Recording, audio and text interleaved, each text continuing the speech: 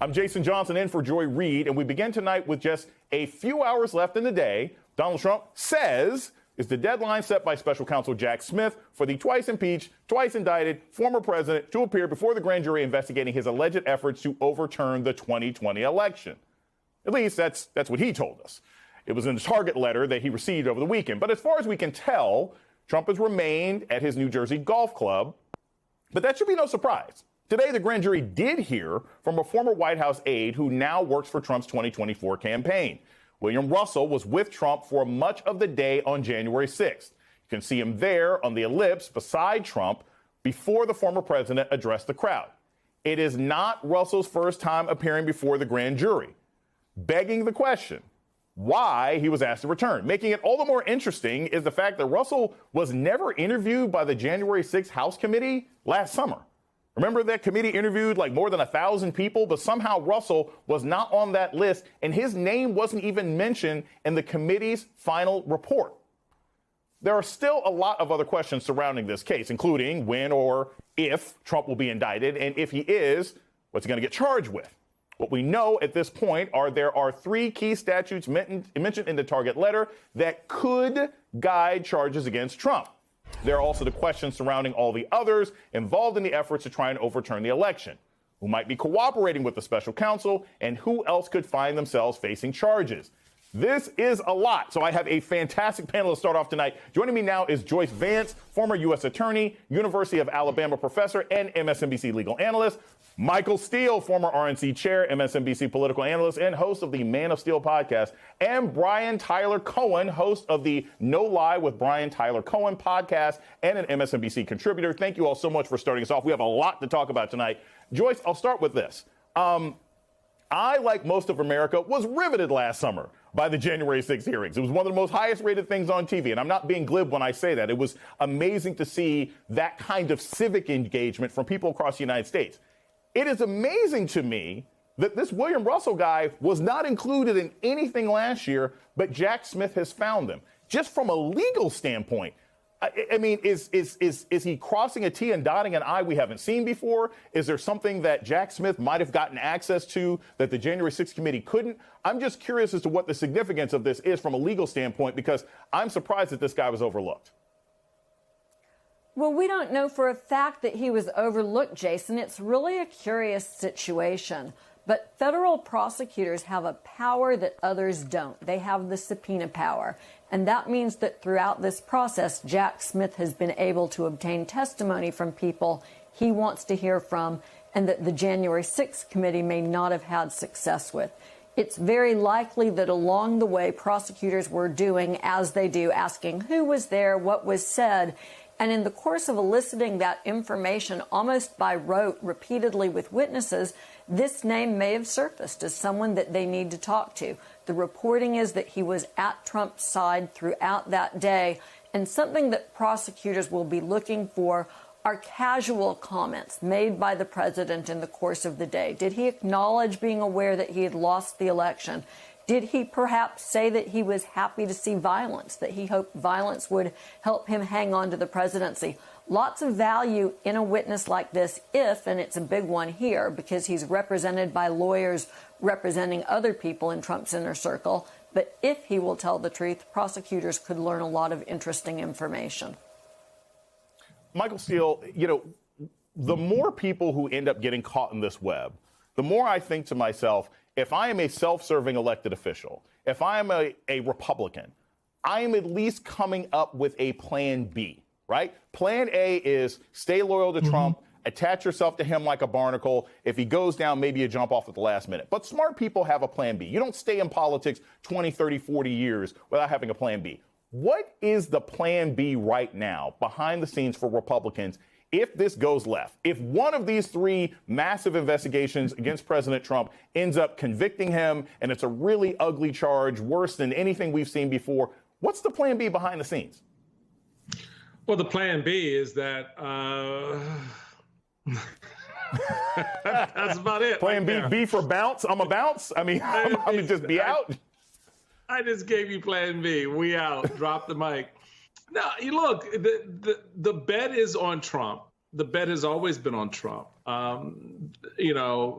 plan B started with DeSantis, but that plan B was developed and put in motion not by the base, but by the moneyed interest in the party, the high-end billion-dollar donors, the establishment that the base, quite frankly, has a beef with. Right? They are the reason they tacked to Trump back in 2016. So now for them to have a plan B that you think this base is going to go, okay, they got our guy, our Messiah, right? Our Moses, the man who's led us to the promised land, that they're just going to go, all right, we're just going to buy into your plan B. That's not how this is going to play out. This is ride or die for a lot of these folks, which is why you see the level of commitment that you have from the base. Yeah, you've got some of the principals now talking, but what are they actually saying? And are they more Weisselberg than they are Cohen, right? Are they going to, go down for Trump, or are they going to give up the goods on Trump? And so my bet is you're going to have less giving up of those goods by these individuals and more going down with Trump, which means that the party's got to roll in that direction and deal with the outcome should this thing come to a head before November of 2024, which a lot of us doubt it fully will. Right. And quite honestly, that's a big bet that the Trump team is making. We're all watching Judge Eileen in Florida Cannon in Florida, for example. So there's a lot of road that gives these folks room not to necessarily have to go to a plan B, because plan A is working out so swimmingly. Brian, so this is the thing that always gets me about this. We have these highfalutin conversations, right? We talk about, okay, indictments and Jack Smith and everything else like that. I'm a college professor at Morgan State University. When I talk to 18, 19-year-olds who live their entire lives on Instagram and TikTok, only some of this trickles down. I am fairly confident if I talk to a lot of Zoomers and young millennials I know, they don't even know who Jack Smith is. This is kind of your bailiwick. How much of this trickles down, right? How much of these sort of week in, week out details about these investigations are trickling down, and how's it being consumed by sort of younger viewers and Zoomers and things like that? Yeah, I think the younger generations have a much higher proclivity to actually engage with this stuff than before. I mean, just with social media unto itself, we're able to consume so much more than we used to. I mean, how many kids, when even I was in school, were like picking up the newspaper to figure out what happened?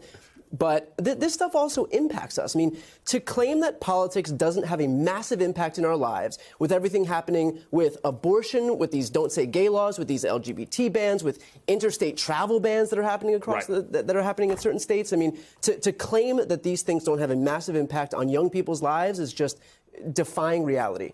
And here's the thing. I also think that you can get more interaction now, right? Like there was a time where it's like, hey, I'm going to write my congressman, and maybe he or she will write me back. But if I can scream at somebody directly on Twitter, or what's left of Twitter, or TikTok, there's actually a lot more interaction that a young voter can get today than in the past. Yeah, they don't seem so, I guess, it doesn't seem like such a nebulous concept as it used to in the past. And a lot of these, especially younger Democratic congresspeople and senators, are very happy to engage and happy to interact with their constituents and just people online. I mean, they are... I guess that's the difference between what it used to be, is a lot of them are younger anyway, and they've grown up in this age of millennials and Gen Zs, and so this is just the new normal. Like, it shouldn't be this club, this elitist club, where they don't have any interaction with people, because we're, at the end of the day, we're the people that have all the power. Right, and the ones voting for them. It's funny, I remember back in my young intern days when it was like literally trying to get members of Congress to get emails was difficult. With that in mind, I want to play a little sound, Joyce, about what is actually going on with some of the other people who were heavily involved in this process, right? So we have, we have William Russell. We're also finding out things about Mark Meadows. So I want to play this sound from George Conway on Meadows. Get your thoughts on the other side. I also think that the last possibility to me has always been the most intriguing, which is are there people who are cooperating? We've seen some very strange quietness from, for example, Mark Meadows. I mean, I just have the feeling something's going on there. I mean, he's someone who ought to be every bit as exposed as Donald Trump, yet he's been so quiet, and it just seems like there's something up with him. Joyce, I don't know if silence means guilt. I don't know if silence means he's trying to line up his life for a long time in jail in a jumpsuit. I don't know. But is there something to this? Is there something to the fact that one of the main conspirators, right, somebody who was intimately involved in the process, at least legally, of trying to overthrow the 2020 election, that he hasn't been on the talk circuit, that we haven't heard that much about him? We know he's testified, but other than that, he's been kind of quiet.